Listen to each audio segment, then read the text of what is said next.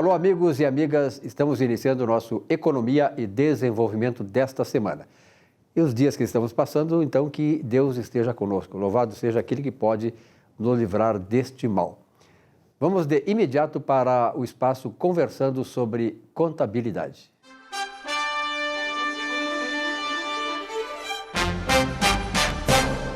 Muito prazer, meu nome é Juliano D'Agostin, sou advogado, técnico de contabilidade e hoje eu vou participar do programa para apresentar um tema muito importante, tanto para o empresário quanto para os cidadãos em geral.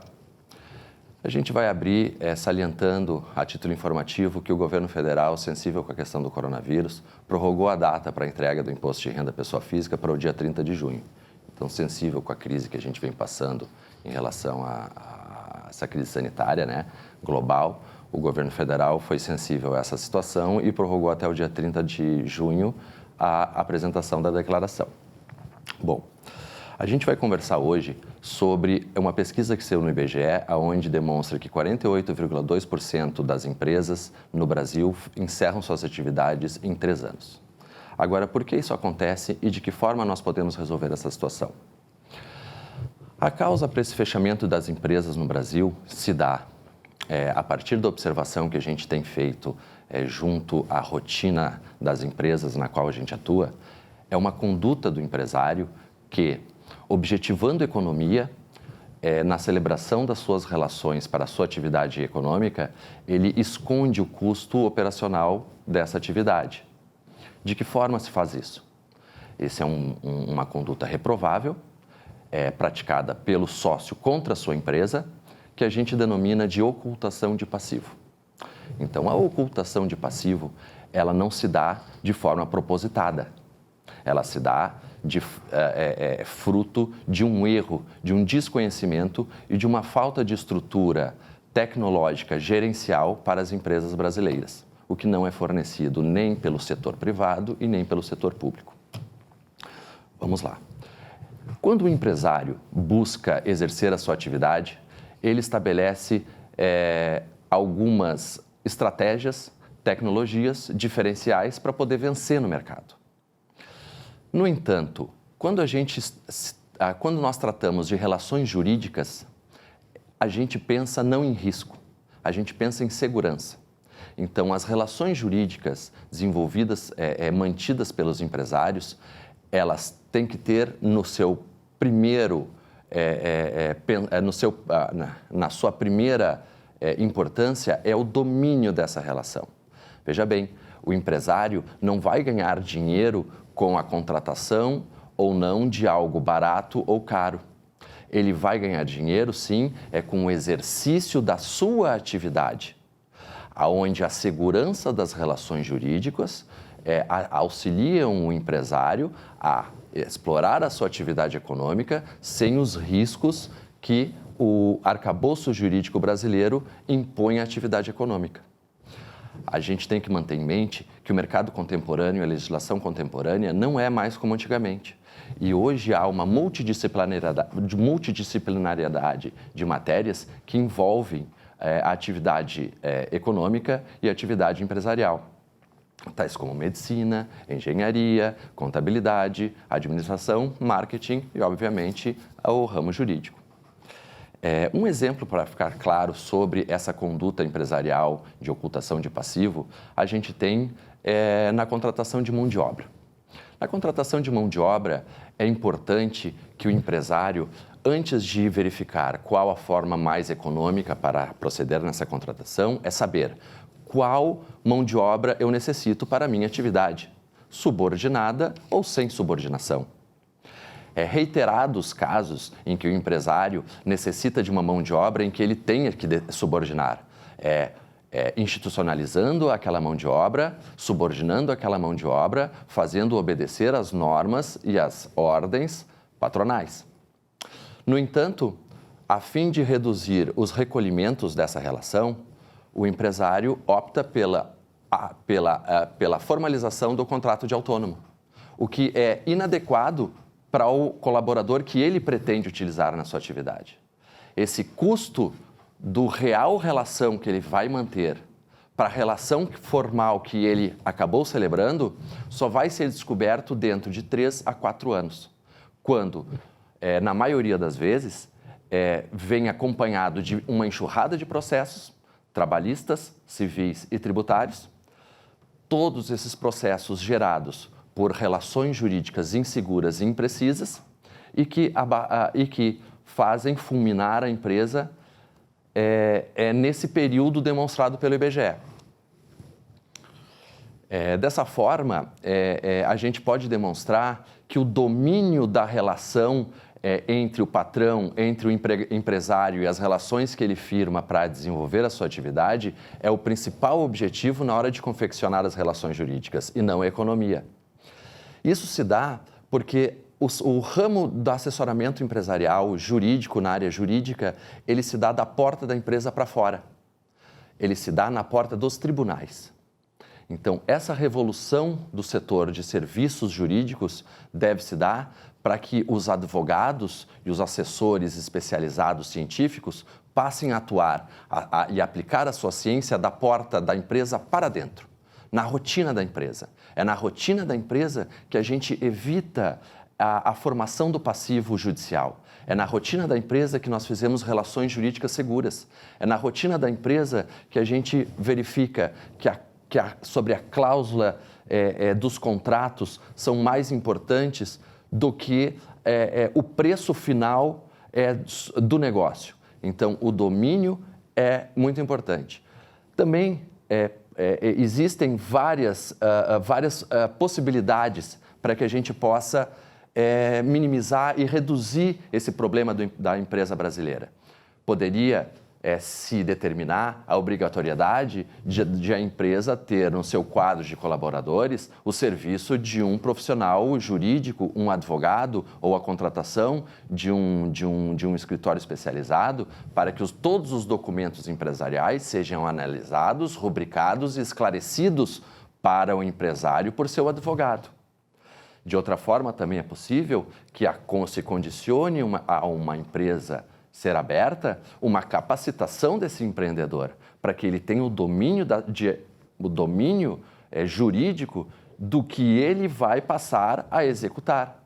Veja bem, uma empresa que não tem assessoramento jurídico num complexo legal que nós vivemos hoje, ela está fadada a terminar em 3, 4 anos. Ela não tem uma expectativa de sucesso. Ocorre que isso gera, além da falta de recolhimento e do prejuízo pelo próprio fechamento, existe a questão dos créditos frustrados em razão do fechamento dessas empresas. Fiz uma explanação rápida sobre um assunto que reputo muito importante, não só para a área empresarial e a de assessoramento empresarial, mas que envolve todo o sucesso econômico do nosso Brasil, que é a longevidade das empresas que são abertas na nossa nação. Agradeço a todos, fico disponível nos contatos apresentados para a gente conversar mais e apresentar as nossas soluções empresariais. Obrigado.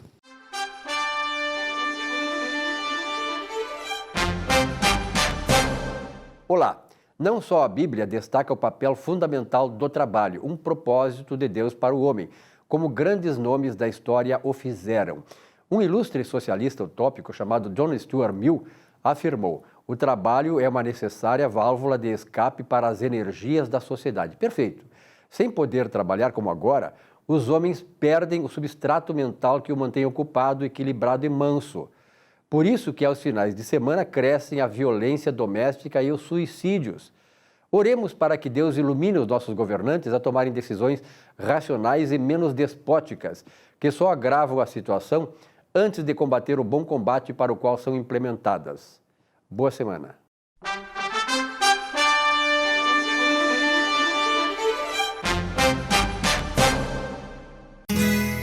Ser gaúcho é preservar as tradições, é valorizar a educação e acreditar que um futuro melhor nasce nas páginas de um livro. É nossa tradição trabalhar duro. Temos orgulho do suor que escorre do rosto. Ele reconforta a alma e sedimenta uma vida digna. É nossa tradição valorizar o passado para desenvolver o futuro. CMPC Celulose Rio Grandense. Desenvolvimento é a nossa tradição.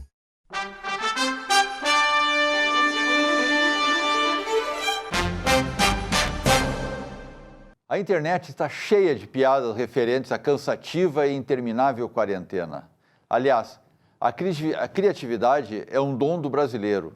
Todas as piadas acontecem em casas bonitas, com objetos de consumo não acessíveis a uma grande parcela da população. Tem carros, tem barcos, entre outros. É legal, são divertidas, mas não vejo o morador pobre da periferia, não vejo o ambulante, não vejo o pequeno empreendedor individual, não vejo o biscateiro, o catador de lixo, não vejo o pobre, aquele que precisa trabalhar de dia para dar de comer à sua família à noite. Não vejo nenhum desses achar graça. Quando busquei discutir esse assunto num grupo de WhatsApp do meu relacionamento, buscar uma forma de minimizar esse flagelo, os dois únicos a responder disseram: não é nossa responsabilidade. Não devemos ser nós a tomar a iniciativa. Não devemos misturar política com esse grupo. Por óbvio que me decepcionei, mas por extensão compreendi que esta é a mentalidade média que as classes mais favorecidas economicamente têm. Entenda que média significa o conjunto dos que dão e dos que não dão. O governo tem um papel de grande pai, grande provedor. Dá abrigo, dá guarida, não deixa o filho ao relento, não deixa com fome, não deixa doente. Mas será que com o nosso voto, a nossa responsabilidade pelo coletivo fica automaticamente transferida? Fica cancelada? Cessam as nossas obrigações com o próximo? É este o Brasil que nós queremos? Esta é a Porto Alegre que nós desejamos? Sem fazer nenhuma apologia ao crime e menos ainda incentivar, quando os saques, arrastões começarem, e já começaram, não adiantará buscar soluções. Não estimulo, trabalho para que isso não aconteça. A solução tem que ser agora, hoje, e depende de você, de nós. Temos que nos manter ativos e atentos àqueles que necessitam de nós. E lá vamos para mais uma semana, também enterrando mais CNPJs. Ficamos por aqui. Bom, você está aqui conosco no Economia e Desenvolvimento. Vilmar Govinates, hoje estamos recebendo o nosso colega aqui, integrado aqui no nosso Economia e Desenvolvimento, né? Meu conterrâneo, e além de tudo, é gremista. Tu é colorado? Continua colorado? A afinidade Continua é grande. Colorado. Eu estou me sentindo meio deslocado. Bom, mas o Hamilton Pereira, que é nosso advogado, o camarada que tem uma ascendência total aí na área da advocacia, não só aqui no estado, mas também, principalmente lá em Brasília. Hamilton, nós estávamos conversando aqui antes do programa um pouquinho sobre a questão dos conceitos de democracia. Nós vivemos no Brasil um estado que está se consolidando na sua democracia, claro, tem aquelas coisas que demora muito a consolidar.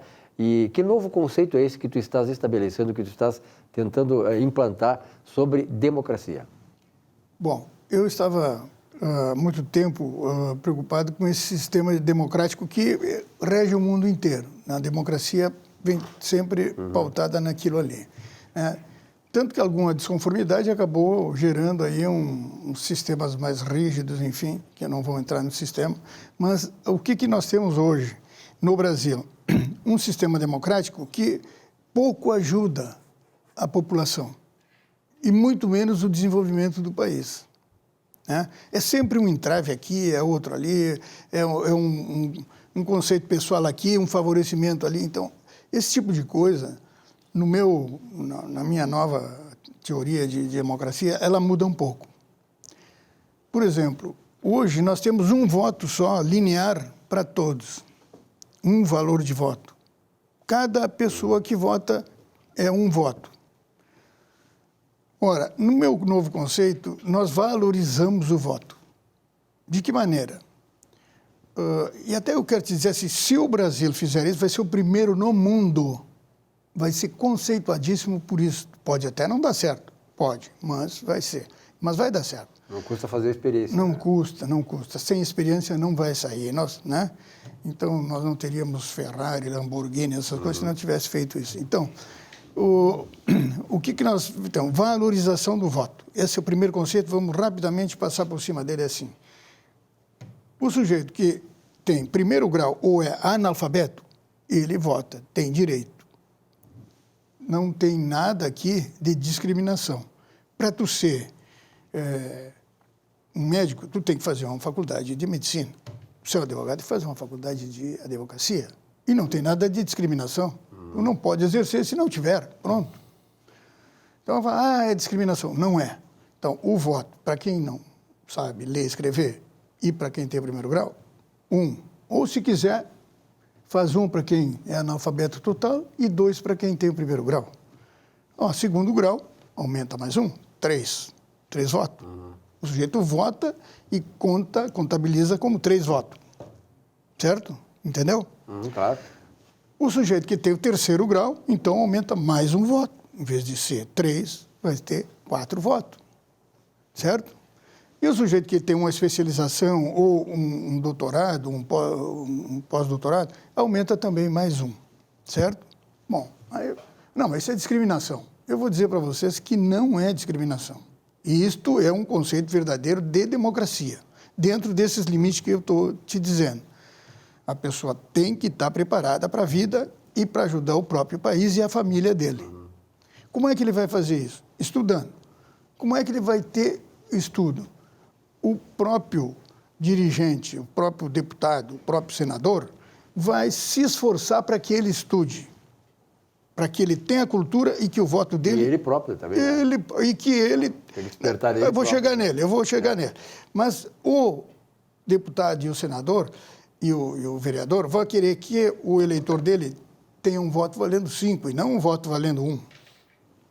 Certo? Então, da cultura, cria a escola. Aliás, nem quero te falar, mas já sabe. O último criador de escola que teve aqui ainda foi naquela época a gente podia dizer, não era ofensa, o Negrão Colares, meu amigo, tá? Criou quantas Que, aliás, escolas? gosta de ser chamado de Negrão. Ele se chama de Negrão. Então, gosta. Então, meu amigo, um abraço para ele aí, se ele está nos ouvindo, tá? Eu admiro muito ele. Então, veja bem, eu não tenho esse conceito de partido, essas coisas aí, tá? Eu gosto da pessoa que trabalha e que tem visão. Bom, então, na valorização do voto, nós temos isso aí. Claro que pode melhorar e vai melhorar, e tem coisa para pôr aí dentro. Eu estou resumindo aqui porque o nosso tempo é muito curto. Na segunda valorização, é a valorização do candidato. Do candidato. Aí a coisa treme as pernas. Por quê? Porque realmente nós temos senadores, deputados, vereadores de todo o Brasil analfabeto total. Tínhamos um presidente da República que não gostava de estudar, inclusive, né? Aí, o outro dia, até lá no Congresso, alguém me disse assim, não, mas, pô, tu está indo contra. Nós tivemos um presidente praticamente analfabeto, foi um dos melhores presidentes do Brasil. Bom, isto, no seu conceito, não atrapalha o meu. Por quê? Porque as regras são confirmadas pelas exceções. Então, isto é apenas uma exceção confirmando a regra. Não quer dizer que nós temos que viver só com a exceção, não é? Então, o que nós temos que fazer? Fazer um planejamento para que os nossos candidatos, principalmente o presidente, principalmente, ele tem que ter um curso superior e, pelo mínimo, um pós-graduação de administração pública. Hoje a única exigência é a idade, mínima 35 anos. Isso é um absurdo, né? Mas tudo bem. Outra coisa não. Doutor Hamilton, o senhor está fazendo uma colocação assim que surpreende a mim e certamente a todos os telespectadores, até porque nós já tivemos no passado esses tipos de votos, não é, que pessoas analfabetas não votavam, mulheres não votavam, e isso foi modificando e foi alargando o espectro de representatividade. Eu teria, acho que dezenas ou talvez até centenas de perguntas para lhe fazer, mas eu vou resumir numa pergunta. Esse modelo não afeta a representatividade? Porque a democracia é o sistema de governo, não é? Demos, povo, não é? Que é a representatividade do governo do povo através dos seus representantes. E nós temos vários estratos sociais. Nós temos estratos sociais no Brasil por faixa etária, por grau de instrução, por questões socioeconômicas, atividades, etc, etc.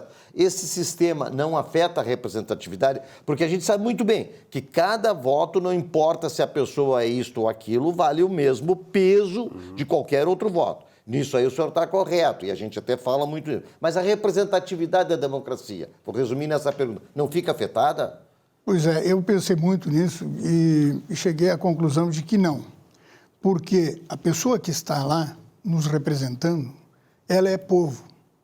Apenas ela tem que ter mais preparo do que eu, ou do que outros, para que possa te representar. Mas ela terá a sensibilidade daquela pessoa lá, da periferia, ou da agricultura, ou de qualquer outro tipo de extrato social? Essa é a minha dúvida, não é? Eu vou lhe dizer com garantia absoluta que ela terá mais sensibilidade, porque ele é uma pessoa conhecedora de todas as vicissitudes da vida, praticamente. Até o Descartes é um dos que fala muito sobre isso, né? E essa pessoa terá a credibilidade do povo para poder representá-la dentro daquela classe social que ele vai trabalhar para desenvolver. Então, é evidente que ele vai fazer um trabalho muito superior do que aquele que sai de lá de dentro daquela classe que não tem o conhecimento de como chegar na classe superior ou num patamar mais elevado. Enquanto o outro que já está lá em cima pode dizer, está aqui a minha mão. Aliás, tem um exemplo muito bom disso aí, que é o Winston Churchill, né?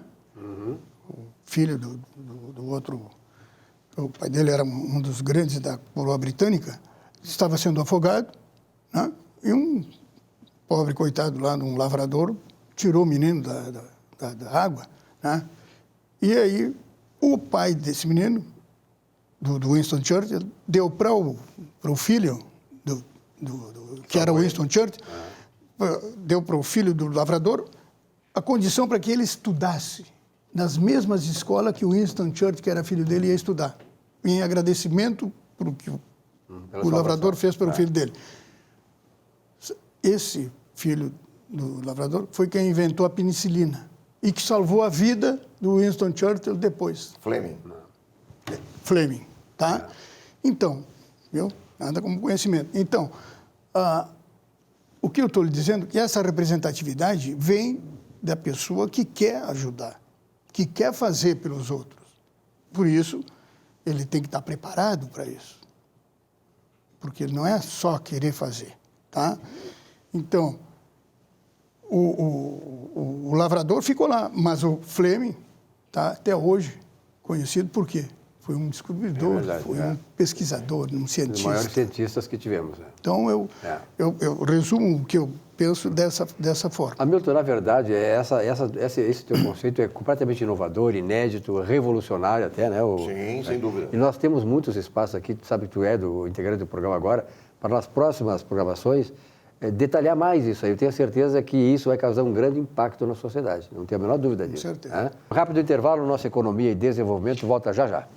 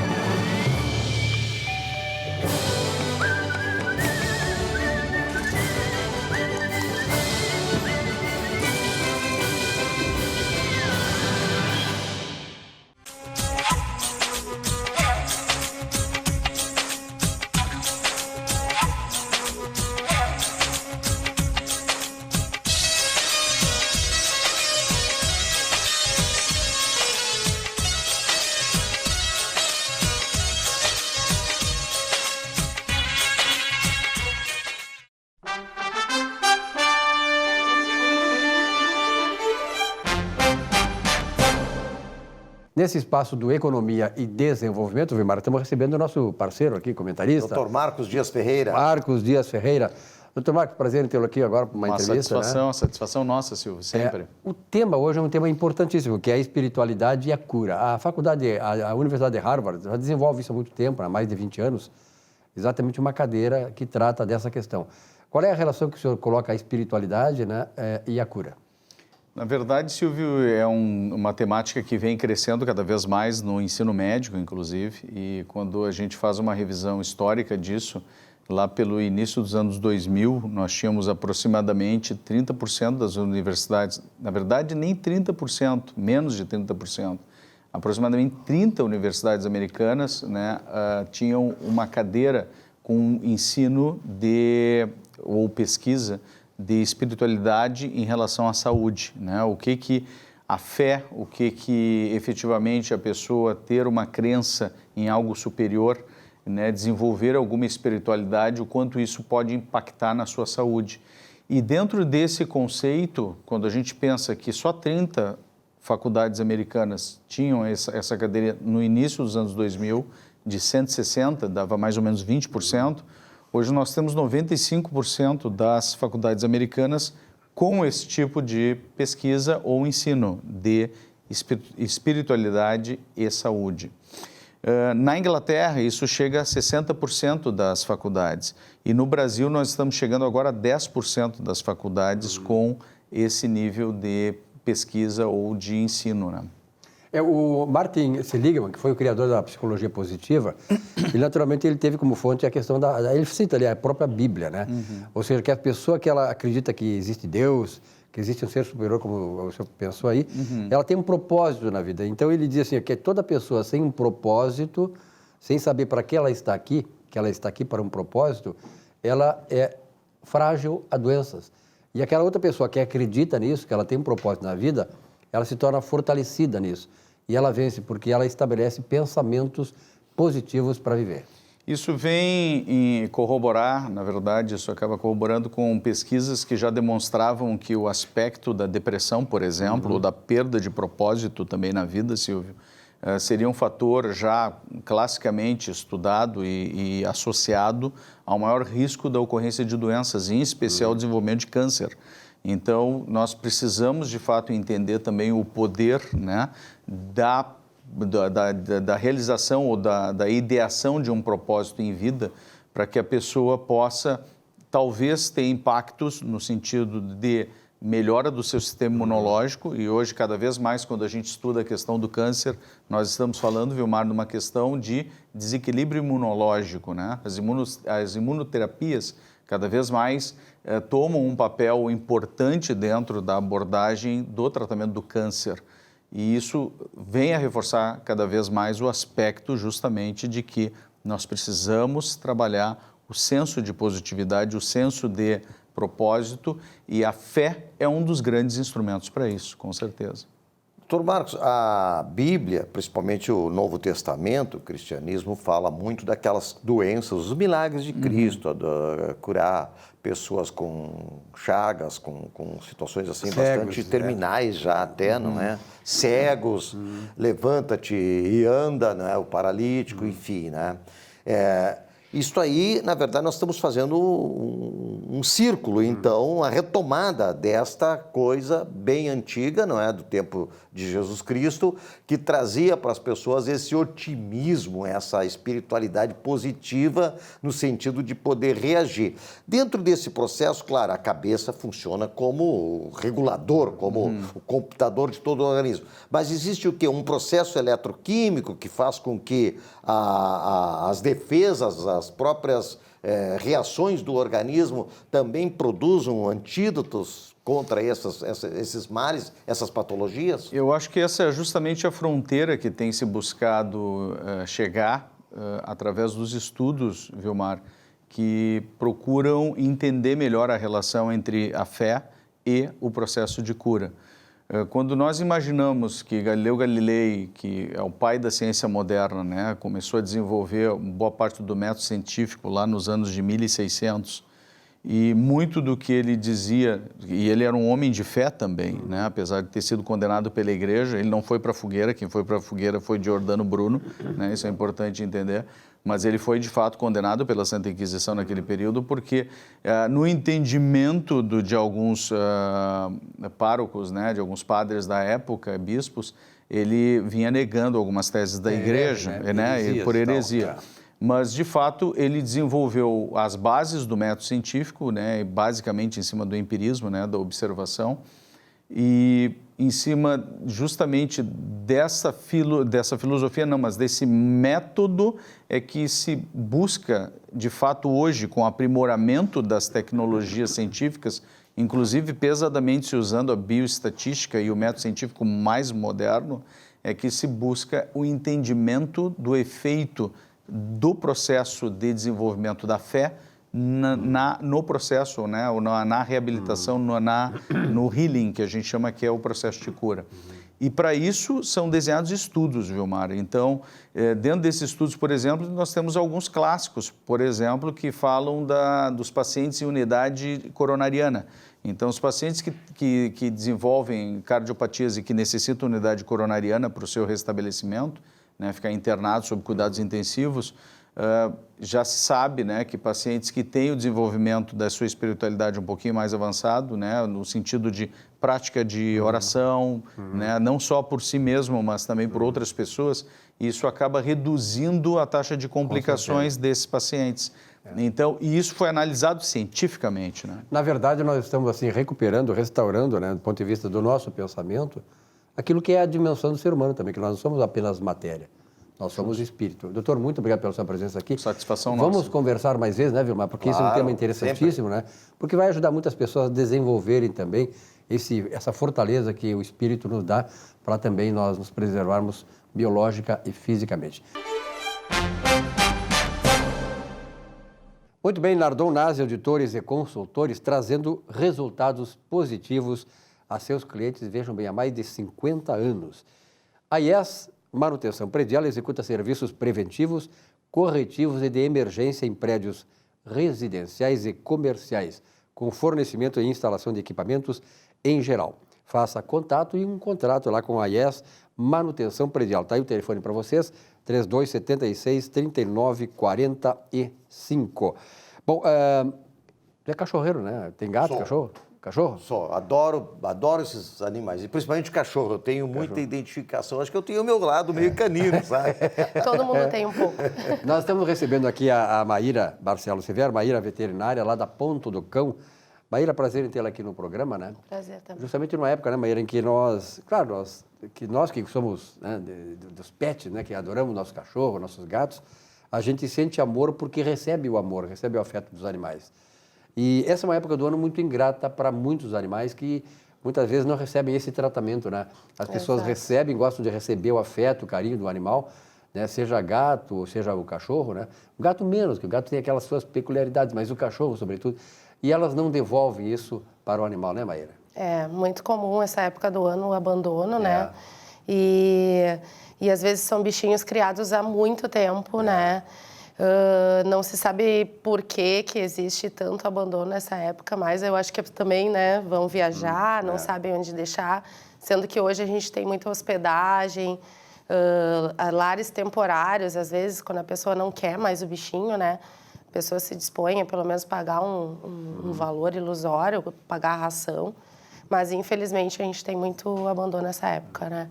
Bom, claro que, independente disso, né, que é uma coisa muito cruel, né, eu frequento o parque e muitas vezes vi coisas, assim, o nível de crueldade é muito grande do ser humano, inclusive com seus animais. De estimação, mas vamos falar de coisas boas, né? Porque, afinal de contas, os animais são a alegria do nosso lar, são a nossa alegria, sempre estão felizes quando a gente chega. Então, quando tu chega em casa, tu vê aquele animal, festeja e tal.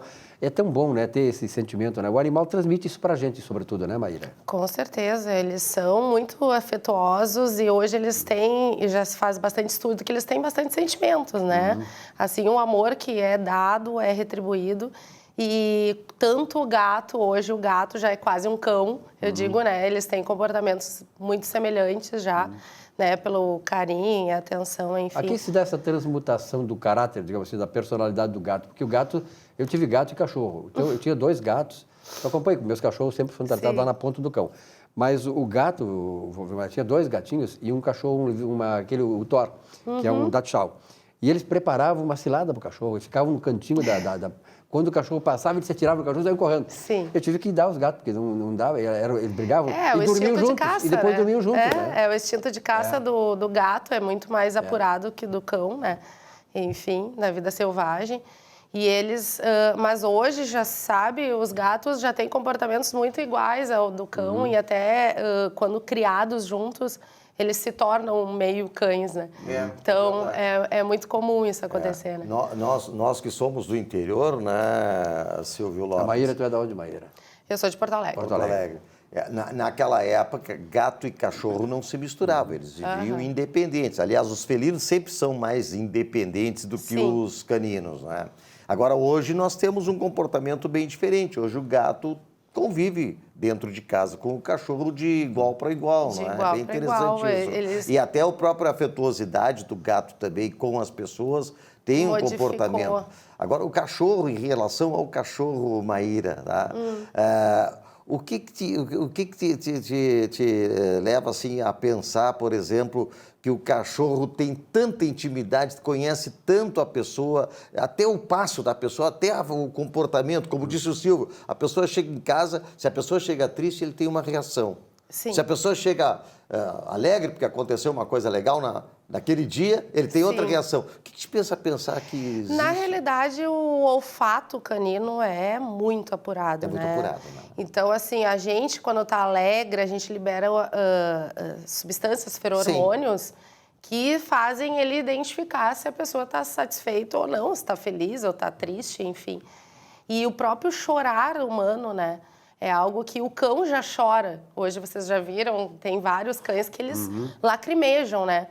Então, isso acaba transmitindo, né? E eles têm o olfato, a audição muito apurada. E isso eu acho que influencia muito a identificação, né, do animal com ao humano, enfim, né? E a higiene, porque hoje a gente tem muitos animais, cães e gatos dentro de casa. Essa questão de higienização destes pets, ela tem que ser frequente, tem que ser... Eu acho que é assim, individual. Aliás, produtos específicos. Produtos específicos, com certeza. Hoje convive com as crianças, com toda a família, não é? A proteção, pensando, né, em higiene, né, isso é muito individual, depende de cada animalzinho. Tem animais que necessitam de banhos semanais, enfim, em função de alguns problemas, às vezes, de pele. Eu sou dermatologista, então eu sei que alguns necessitam até porque eles são mais alérgicos e às vezes a pessoa, ele é muito alérgico, não pode tomar banho. Depende. E tem riscos de transmissão? Algumas doenças alérgicas, sim. Algumas doenças são zoonoses, né? E doenças de pele em si, alguns são fungos que podem ser transmitidos para humanos também, né? Mas alguns parasitas também são importantes, até pensando na febre maculosa, agora essa época do ano que temos bastante carrapato, enfim, né? Então, a gente acaba indicando muito produtos antiparasitários, né? Preventivamente, né? E também, essa época do ano, é muito importante a questão do mosquito, né? A gente está com bastante casos de leishmaniose em Porto Alegre, é uma doença que está vindo ano a ano com um caráter mais importante, né? E que tem que ser bem atento, porque é o mesmo mosquito palha que transmite, né? Dengue, chikungunya, enfim, e a leishmaniose está aí vindo com bastante casos aí em Porto Alegre. Hoje, eles necessitam de tantos cuidados quanto nós, né? Necessitamos cuidado. Mas, Maíra, uma outra coisa é a seguinte, quem tem cachorro sabe, né? Que o cachorro adora a comida do ser humano, adora as nossas comidas. E hoje o mercado pet no Brasil, para você ter uma ideia, o último dado que eu tenho, não sei se confere com o teu, 140 milhões de animais temos no Brasil, é o terceiro mercado maior do mundo. Isso. Depois da China e dos Estados Unidos. Claro que a China tem os animais para outro tipo de coisa também, né? Também. Tem um outro mercado para outro mercado. Mas, na verdade, os animais são fundamentais. Eu me lembro que numa das suas reflexões filosóficas, né, Aristóteles dizia assim que o ser humano que não gosta de cachorro, naquela época, o cachorro já era o companheiro do homem, é um ser humano incompleto. Aristóteles dizia. Então, eu acho que nós precisamos ser mais completos e ter um cuidado com nossos cãezinhos, nossos animais de estimação. Com relação à comida, é apropriado dar comida humana para os animais ou só limitar na ração? Depende do estilo de vida de cada um, né? Sempre que chega alguém no consultório dizendo que faz alimentação natural, né, que é a alimentação nossa, humana, Eu sempre digo que depende do teu estilo, porque assim, as rações vieram para facilitar o ser humano antigamente, né, que antes se alimentava com comida mesmo, né? E as rações vieram para facilitar esse ser humano do dia a dia aí que corre, que trabalha, que não tem tempo para preparo nem para a sua comida. Então, sejam bem cautelosos com relação à alimentação natural, porque existem alimentações específicas em que tem que ser bem balanceadas, né? E de preferência, orientadas por colegas nossos nutricionistas, que hoje já existe bastante nutricionistas na área. Existe uma comida que é proibida da Procão? Olha, chocolate com certeza é uma chocolate? das mais que bom, é o que sobra mais nós, a gente né? Sobra pra nós, né? Menos é pro que cão, mais os pra nós, né? flavonoides do chocolate em chocolate, excesso para cão podem ser tóxicos, né? E o osso de galinha que pode... Relativo. Tem essa lenda urbana. É uma lenda urbana, A mas minha que come pode tudo. ser uma Come tudo, verdade, não tem independente do tipo de osso. Pode ser de gado, não Agora tem necessariamente da galinha. chocolates que é apropriado para eles. Exatamente. Né? E hoje o mercado pet é tão expansivo que ele já pensa em todo esse nicho aí, né? De pessoas que querem dar o seu agrado para o seu animal. Então, não é errado dar. Mas que seja bem orientado, tem vários sites hoje enganosos, alguns, tá? Então, assim, ó, de alimentação natural, a gente tem que ser muito cautelar. Eu sempre digo, é maravilhoso.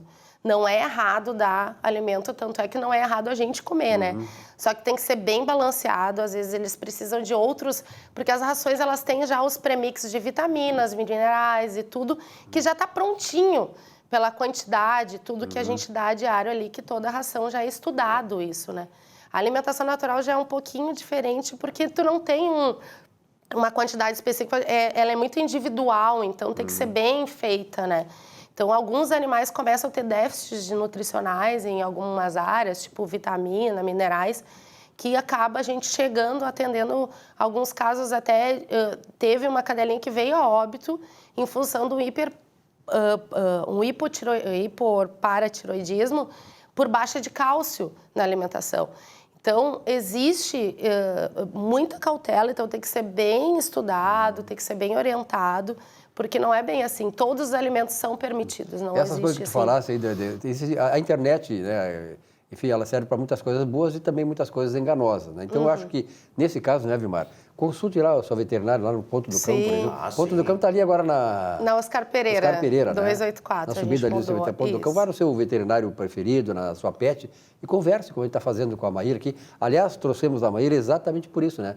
Tem muitas pessoas, vem cá, leva alguém lá, me fizeram uma proposta de pauta e trouxe a Maíra, exatamente para falar essas coisas que nem sempre tu consegue ouvir ou obter na internet. E, Maíra, tu és veterinária, médica veterinária e dermatologista também? Isso, olha só que interessante. Né? É claro. Porque é completa, né, em relação Sim. justamente a essa questão de pelo, de na realidade, a casuística para pele e pelo e junto ouvidos, né, que daí inclui a parte da dermatologia. Então, existe agora já estamos separando para otorrinos, mas a dermatologia trata ouvidos também.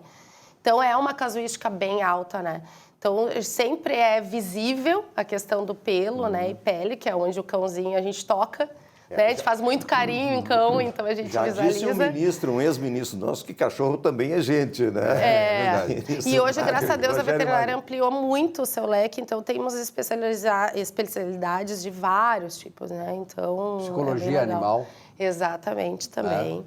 Crescendo muito a psicologia, né? Aliás, os animais da psicologia, eles é que têm que nos dar a assessoria. Na verdade, né? eles são psicólogos nossos sem falar, né? Eles são terapeutas, né? São na terapeutas. real. Na verdade, muitos deles é que são nossos professores, né? Exatamente. Temos que ouvi-los, ensinam muita né? coisa. Essa sensibilidade dos animais. Alguma coisa mais, Maíra, assim, que tu gostaria que salientar neste momento? Quer dizer, nós estamos chegando no mês de março aí e tal, o pessoal está voltando agora, está reencontrando-se, né, novamente com a vida e tal. Sim.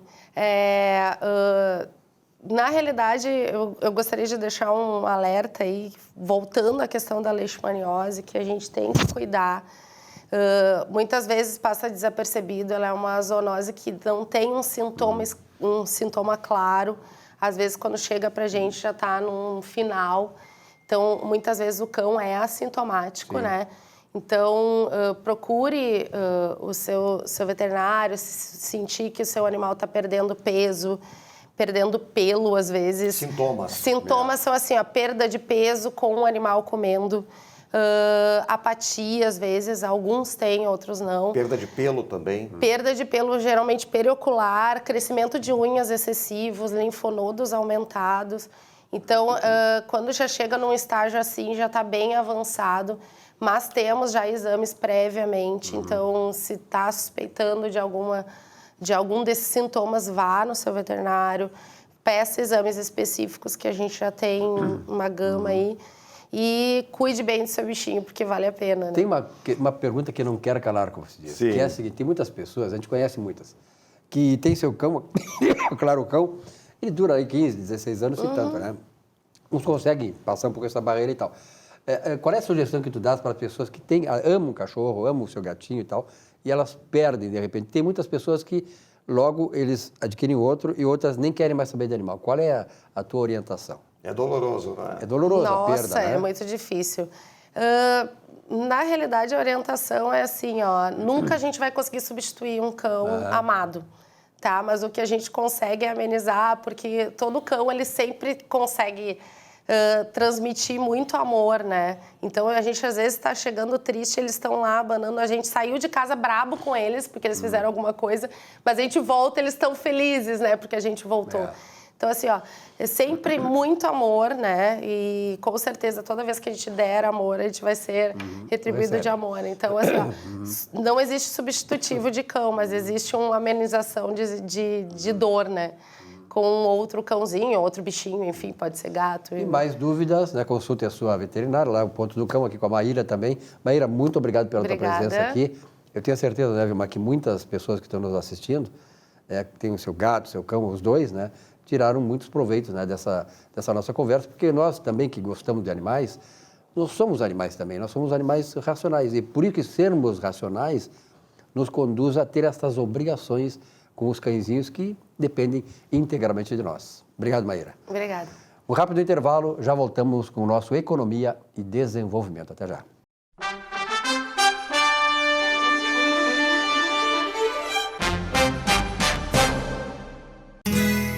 Ser gaúcho é preservar as tradições, é valorizar a educação e acreditar que um futuro melhor nasce nas páginas de um livro. É nossa tradição trabalhar duro. Temos orgulho do suor que escorre do rosto. Ele reconforta a alma e sedimenta uma vida digna.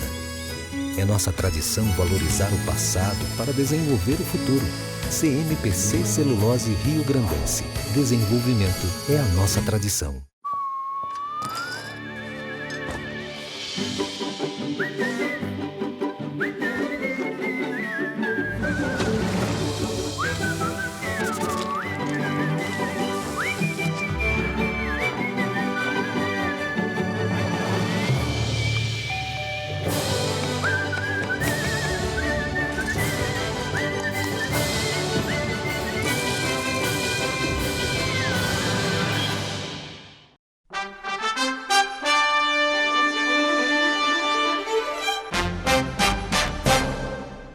Olá a todos, cumprimentando a audiência do nosso programa Economia e Desenvolvimento.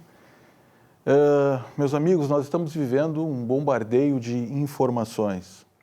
E o que mais está pegando hoje, o que mais atrapalha as pessoas é a instabilidade e a incerteza do futuro.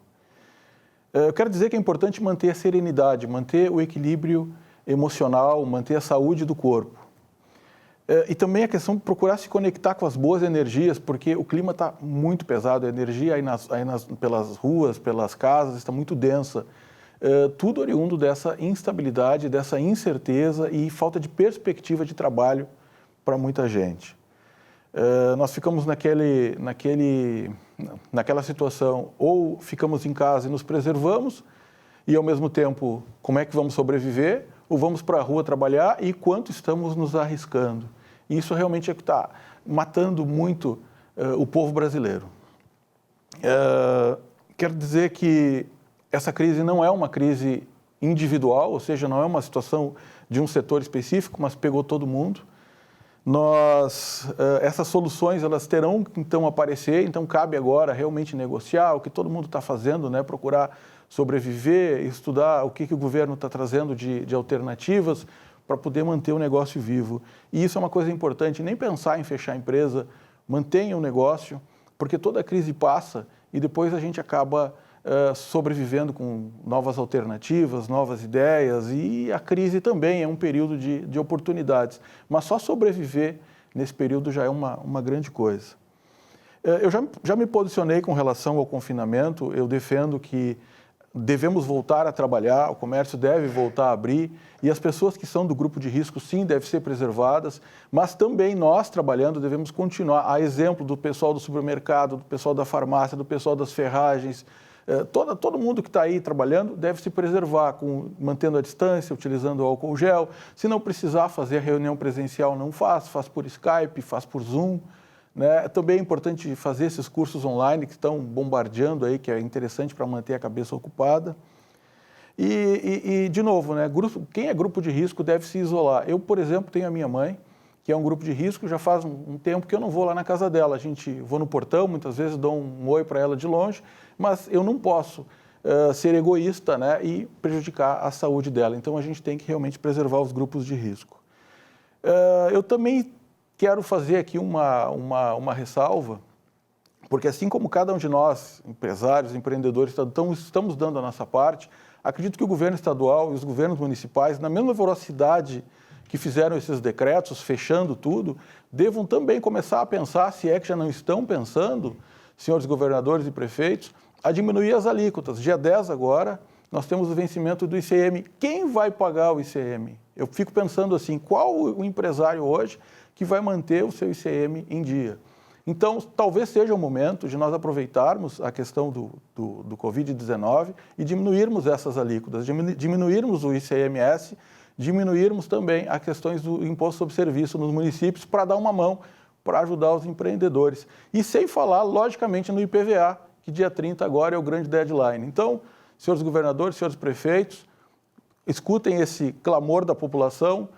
Não é só fechar os comércios e deixar a gente sem faturamento, mas também baixar as suas alíquotas, reduzir custo, para que as coisas tenham sustentabilidade e que nós possamos sair mais rápido possível dessa crise. Muito obrigado, uma boa semana a todos. Amigas e amigos, estamos recebendo neste último bloco do programa Economia e Desenvolvimento uma pessoa que já é conhecida aqui de nós, os telespectadores, é Henrique Hornung, que é especialista e expert nessa questão de condomínios. Zé Henrique, estamos aí no meio de uma situação bem crítica, bem assim delicada mesmo, e os condomínios que são locais, principalmente esses grandes condomínios, são locais de conglomerados de pessoas, principalmente em áreas comuns, como salão de festas, piscina, sala de ginástica, uma série de coisas que o condomínio oferece para os seus habitantes. Como é que está a recomendação, como é que está a situação em função do coronavírus, Henrique? Então, Vilmar, queridos telespectadores, a gente sabia que não seria fácil e não está sendo tão fácil assim, né? Condomínios têm um número de pessoas muito grandes, né? As pessoas que moram efetivamente, fora todos os colaboradores, que são as pessoas que trabalham lá no serviço de limpeza, de portaria e tal. Então, há um número muito grande de pessoas de fora também que transitam dentro dos condomínios. E a gente sabe que isso também é um potencial para justamente proliferar ainda mais esse vírus aí que eu acho que está assustando bastante as pessoas, né? E no dia 18, ontem, saiu um decreto do prefeito Marquesan, aqui, um decreto municipal, que veda e restringe várias atividades no município de Porto Alegre, né? E com base nesse decreto, nós fizemos uma analogia jurídica para aplicar isso também dentro dos condomínios, né? Então, a exemplo, esse decreto suspende as atividades nas academias de Porto Alegre, né? Academias de ginástica. Em toda a cidade. Em toda a cidade. E academias privadas, a exemplo Sim. de várias academias em shoppings que fecharam as portas e vão permanecer pelo menos 30 dias fechadas. Então, nós usamos a analogia desse decreto que também, né, embarca dentro dos condomínios a mesma coisa. Por que uma academia de dentro de um condomínio que também tem um fluxo grande de pessoas não vai fechar, né?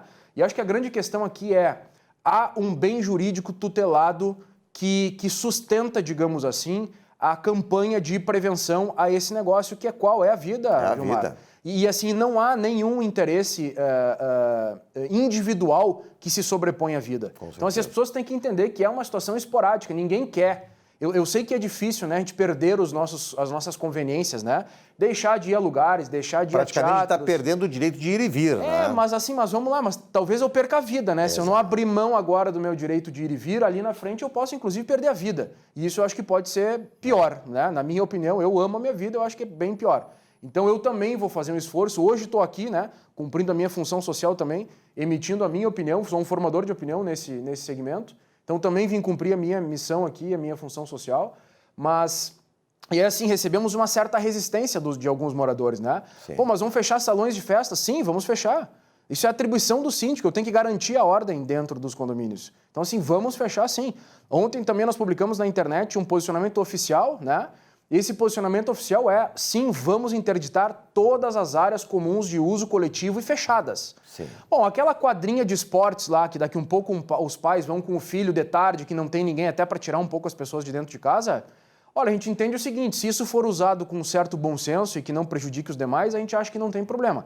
Agora, se as pessoas forem todas para lá, a gente também vai ter que tomar alguma medida nesse ponto para coibir as pessoas de utilizarem, né? Perfeito. A gente recebeu alguma resistência, Vilmar, mas a taxa de adesão foi muito alta. Maior que a resistência. Muito maior, as pessoas estão entendendo isso. Perfeito. E até vamos além, né? Eu tenho pesquisado bastante coisas para entregar para esses clientes individuais lá, para os usuários, o que eles podem fazer dentro dos seus apartamentos, dentro das suas casas, quando não puderem mais sair. Perfeito. Então, assim, vamos só pensar, a FGV, Fundação Getúlio Vargas, tem vários cursos online que vão ser gratuitos, né? Para as pessoas. Tem várias orquestras do mundo também que vão transmitir ao vivo os seus concertos e tal. Então tem bastante atrativo aí. Perfeito. O programa Economia e Desenvolvimento permanece no ar. Semana que vem estaremos novamente trazendo informações. Nós estamos aqui tomando todos os cuidados necessários para que não haja contaminação e este espaço está a serviço da comunidade. Um abraço a todos.